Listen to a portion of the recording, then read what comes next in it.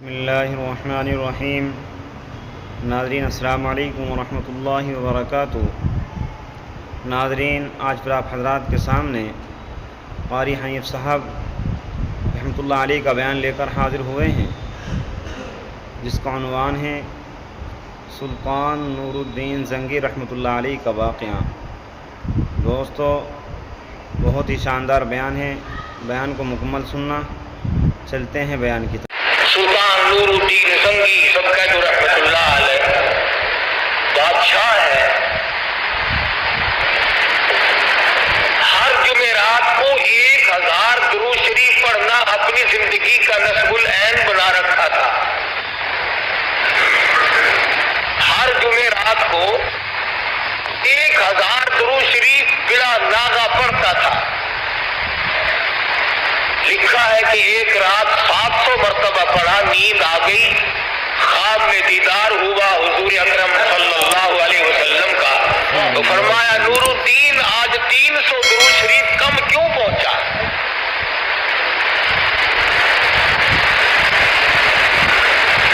بادشاہ ہو کر 1000 درود شریف پڑھا کرتے تھے، ہم غریب ہو کر 100 مرتبہ بھی نہیں پڑھ سکتے۔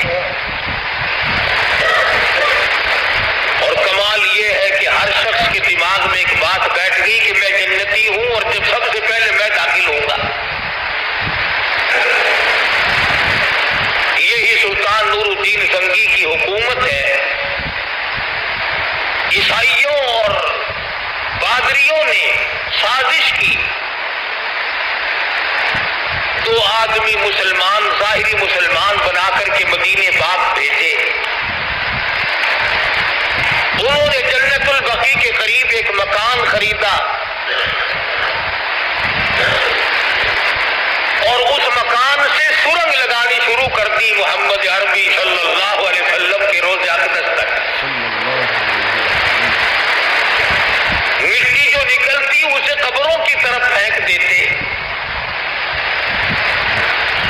پیسہ چونکہ پیچھے انگریز کی طرف سے آتا تھا، عیسائیوں کی طرف سے آتا تھا، مدینے پاک میں لوگوں کی بڑی خدمت کرتے تھے، بڑی سخاوت کرتے تھے، بڑی خیرات کرتے تھے۔ ہاں، جو 4 دیگیں پکاتا ہوا نظر آ جائے اس کو ولی اللہ نہ سمجھا کرو۔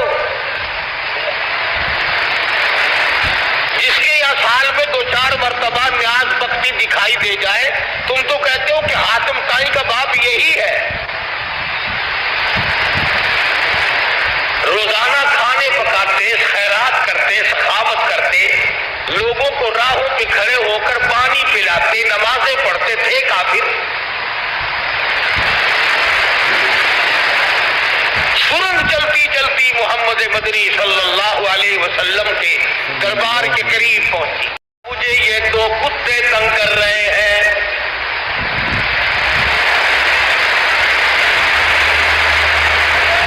سلطان نور الدین زنگی رحمت اللہ علیہ اٹھا، میرے گناہوں کی شامت مجھے نظر آئی، خواب مجھے نظر آ گیا، اٹھا، وضو کی، نوافل پڑھے، دعا اور استغفار کی، اپنے گناہوں کی معافی مانگی، پھر سو گیا۔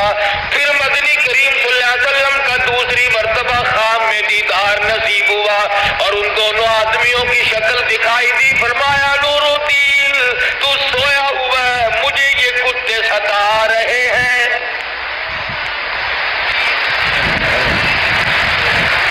پھر نور الدین زنگی رحمت اللہ علیہ اٹھا، دعا مانگی، وضو کیا، استغفار کی، نوافل پڑھے، پھر تیسری مرتبہ سو گیا۔ پھر خواب میں دیدار ہوا محمد عربی صلی اللہ تعالی علیہ وسلم کا اور وہی جملہ اپنے ارشاد فرمایا، دونوں عیسائیوں کی شکل دکھائی۔ سلطان نور الدین نے اپنے وزیر اکٹھے کر لیے، اپنے مشیر اکٹھے کر لیے، رات کا وقت ہے، کہنے لگا کوئی نہ کوئی بات ہے، اب یہ خواب نہیں رہا۔ 3 مرتبہ مجھے شہنشاہ کائنات حضرت محمد الرسول اللہ صلی اللہ تعالی علیہ وسلم کی زیارت ہوئی اور آپ مجھے یوں فرما رہے ہیں۔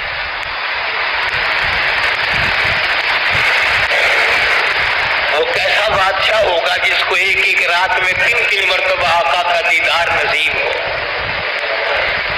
ڈال جاؤں اس بادشاہ کے پاؤں سے اڑی ہوئی خاک پہ۔ اور بھی دوستو یہ بھی غور کرو کہ مشکل اور پریشانی کے وقت میں ہمیشہ اپنے آدمی کو کہتا ہے کوئی، تیری ساتھ کسی کا مقدمہ ہو جائے، لڑائی ہو جائے، رنجش ہو جائے، اس کو جا کے کہے گا کہ جس پر تیرا 100% اعتماد ہو کہ یہ میرا ہے، یار دیکھ میری ساتھ کیا ہو رہی ہے۔ پتا چلا کہ کالی کملی والے کا اور نور الدین بادشاہ کا کتنا گہرا تعلق ہوگا۔ مشورہ دیا سلطان نور الدین زنگی رحمت اللہ علیہ کو کہ دعوت کرو سارے مدینے کے مردوں کی، اور آپ بیٹھ کر دیکھتے رہے، جب وہ آئے تو کر لیں گے۔ خدا کی قسم کتنا نیک بخت سعادت مند ہوگا وہ بادشاہ جو اہل مدینہ کو دعوت کھلا رہا ہے،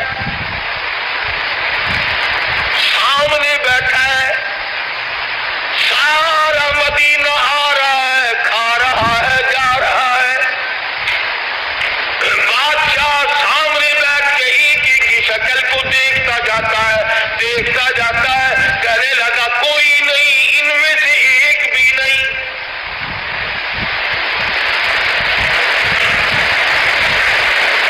لوگ کہنے لگے کہ مدینہ تو سارا ختم ہو گیا، پھر کوئی باقی نہیں رہا، امیر غریب دکاندار کاشتکار تاجر اچھے برے سب کھا گئے، کوئی پیچھے باقی نہیں۔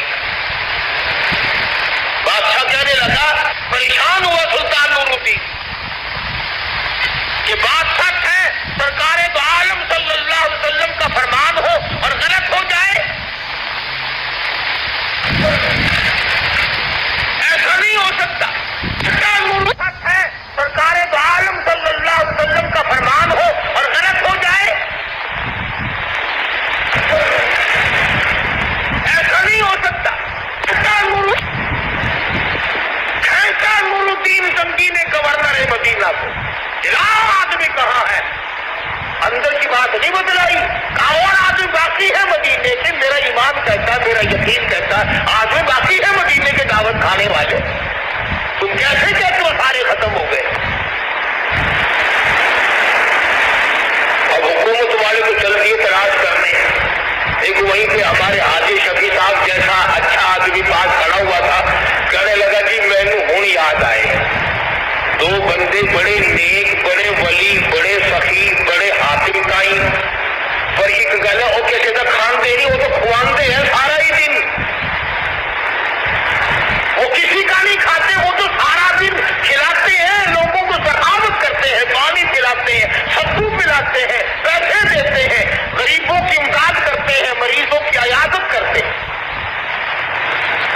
سلطان نور الدین بادشاہ کہنے لگا چلو لاؤ تو صحیح، نہیں کھائیں گے میں دیکھ تو لوں گا، زیارت تو کر لوں گا ان کی۔ ان دونوں نیکوں کو بلا کے لائے جو لوگوں کی نظروں میں ولی اللہ بنے ہوئے تھے، بادشاہ دیکھتے ہی پہچان گیا کہ یہی ہے وہ بدماش، پکڑ لیا اور ان کی مالش شروع کی۔ یوں لکھا کتابوں میں کہ لوگوں میں ایسا سکہ بچھا رکھا تھا انہوں نے کہ پٹائی ان کی ہو رہی تھی، سارا مدینہ رو رہا تھا، ہائے نیکوں کو مار دیا، ہائے غضب ہو گیا، ہائے وہ دیکھو بدور کو ستو پلانے والے کی پٹائی ہو گئی، اور فلاں نے جس نے مجھے کپڑا دیا تھا اس کی پٹائی ہو گئی، عورتیں رو رہی ہیں کہ یہ تو ہمیں غریبوں کو کپڑے دینے والے نیک لوگ، ان دونوں کو مار پڑ رہی ہے اور سارا مدینہ رو رہا ہے۔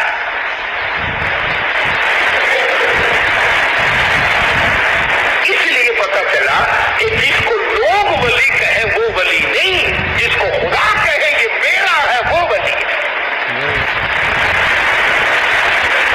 اہل کشف حضرات نے لکھا ہے، یہ بات قرآن حدیث کی نہیں، اہل کشف حضرات نے لکھا ہے کہ جب رابعہ بصری رحمت اللہ علیہ عورت تھی حسن بصری کے زمانے میں، اپنے زمانے کی ولی اللہ تھی، اس کا جب انتقال ہوا قبر میں جب رکھا گیا تو منکر نکیر آ کے کہنے لگے مر ربو کا رابعہ، تیرا رب کون ہے؟ کہنے لگی میں تو ساری عمر کہتی رہی ہوں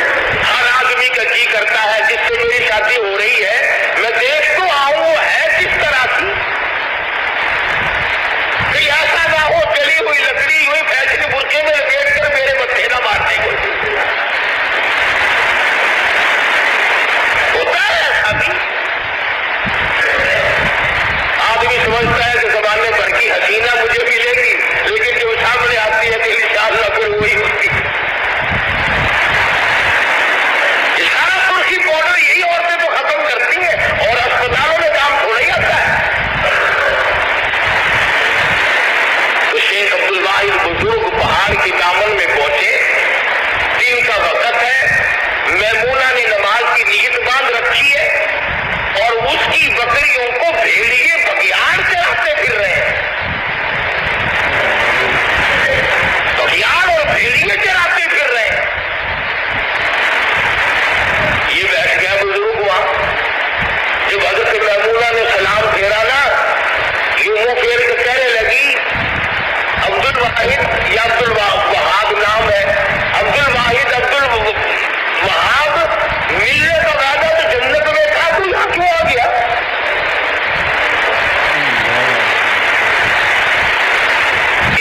اس کو مارا لے جانا، جہاں وہ لے جایا کرتے ہیں کہ ان کو بھی علم غیب تھا، تو خدا جس کو بتا دے۔ ٹیلی فون آ جاتا ہے ریلوے اسٹیشن پر کھانے وال سے کہ تیزگام اتنے بجے پہنچ رہی ہے، وہ اعلان کر دیتے، یہ غیب کا علم تھوڑا ہی ہے، وہ تو کھانے والوں نے خبر دی۔ اللہ جس کو جتنی خبر دیتے اتنی رہے گی نا، زیادہ تو نہیں۔ اللہ بھی اپنے خزانے کو کسی کے حوالے نہیں کرتا۔ حضرت میمونہ کہنے لگی، یا کیوں آیا؟ ملنے کا وعدہ تو جنت میں تھا۔ کہنے لگا، میرا نام کس نے بتایا تجھے؟ میرا نام کس نے بتا دیا تجھے؟ کہنے لگی، واہ واہ، جس نے میرا سارا پتہ تجھے بتلایا وہ تیرا نام بتانا مجھے نہیں جانتا۔ اور وہ حیران ہو کر کے دیکھنے لگا کہ بھیڑیے بگیاڑ بکریاں چراتے پھر رہے ہیں۔ کہنے لگی، کیا دیکھ رہا ہے؟ میں اس کے کام میں لگی ہوں، وہ میرا کام خود کرے، بھیڑیوں سے کرائے، کوئی کرے، مجھے کیا ضرورت ہے؟ میں اس کی عبادت میں لگی ہوئی ہوں، میرا یہی کام ہے۔ اہل مدینہ رو رہے ہیں، نام آ رہا، بڑے سخی ہیں، بڑے نیک ہیں، بڑے بزرگ ہیں، اور محرم میں ان کے یہاں نیاز کی دیگ پکتی ہے، بڑے چاول بانٹتے ہیں، کھڑے سے مجلس لگتی ہے، بڑا زبردست ان کا کاروبار ہے۔ نماز نہیں پڑھنی، روزے نہیں رکھنے، ارکان اسلام کو ٹھا دینا، ایک چاول دیگ بانٹ کر کے جنت کے دروازے پہ، اونچے دروازے پہ نام لکھوا لینا۔ اگر یوں نام لکھے جاتے تو بلال کا چمڑا نہ اکھیڑا جاتا۔ پٹائی ہوئی دونوں کی، مدینہ منورہ کے حکمراں پولیس والے مار رہے، سارا مدینہ رو رہا ہے۔ یہ کیا بات ہوئی؟ جو اتنے نیک تھے، جتنے اللہ والے تھے، اتنے سخی تھے، ان کو نہ مارو، یہ تو سارے مدینہ پہ رات دن صدقہ کرتے ہیں، کھانے والے نہیں کھلانے والے۔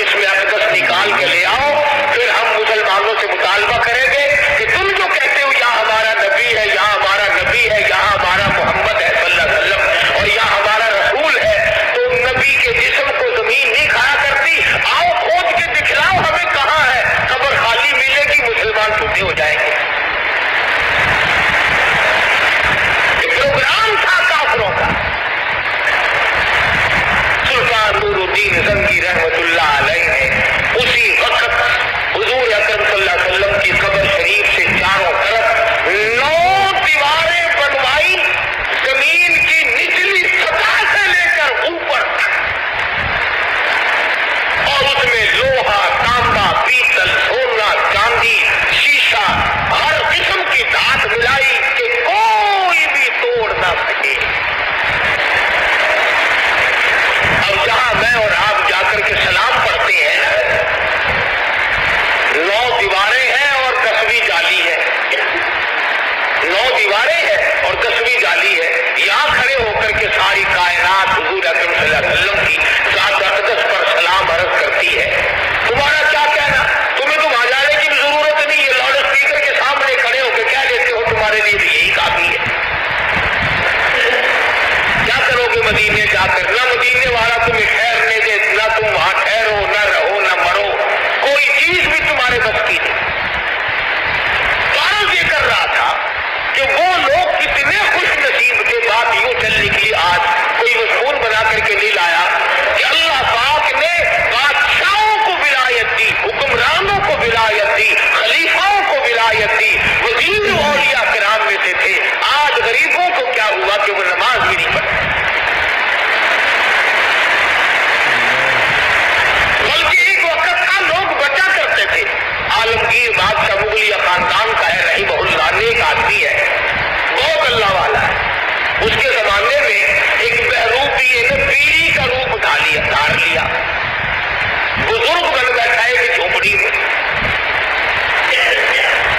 اس نے کئی شہر کے قریب بنائی ہوگی، یہ ہمارے زمانے کے جتنے ملنگ ہیں نا، کلیوں والے، قبرستان کے کنارے پہ جا کے کلی بناتے ہیں۔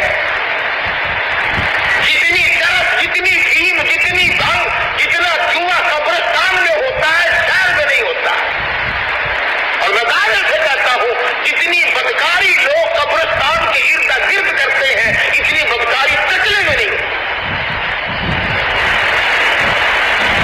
الزام ہمیں دیتے ہو، تم مردوں میں بیٹھ کر شراب پیو، جنگ پیو، چرس پیو اور بکواس کرو، نماز نہ پڑھو، حرام خوری کرو، اور پھر وہاں بھی ہم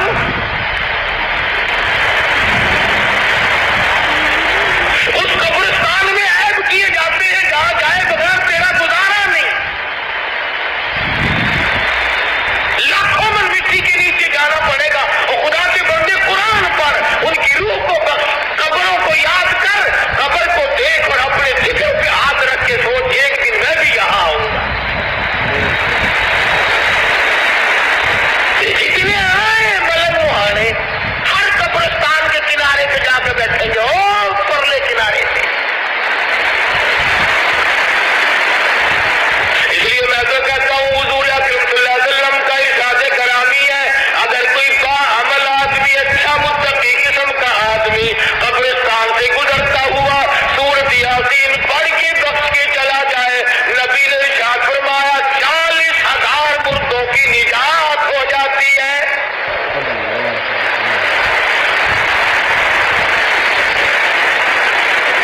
کتنے کامیاب تھے یہ لوگ کہ جنہوں نے نمازیں نہیں، روزے نہیں، حج زکات نہیں، خدا اور اس کے رسول سے ان کا کتنا تعلق۔ آج بھی بے شمار حضرات، حضرت مولانا قاری فتح محمد صاحب تذلو اللہ تعالیٰ سے عطا فرمائے، نابینا بزرگ ہے، عمر رسیدہ ہے، 80-90 سال عمر ہے، 18 برس ہو گئے، جالیاں پکڑ کے بیٹھا ہے، آقا تیرے قدموں میں دفن ہو جاؤں تو میں کامیاب ہو جاؤں۔ یہ ہے ولی اللہ حضرت شیخ الحدیث صاحب تذلو مولانا زکریا صاحب، جن کی فضائل کتابیں پڑھتے ہو، کتنی عمر گزر گئی، مدینے پاک میں بیٹھ کر موت کا انتظار کر رہے ہیں۔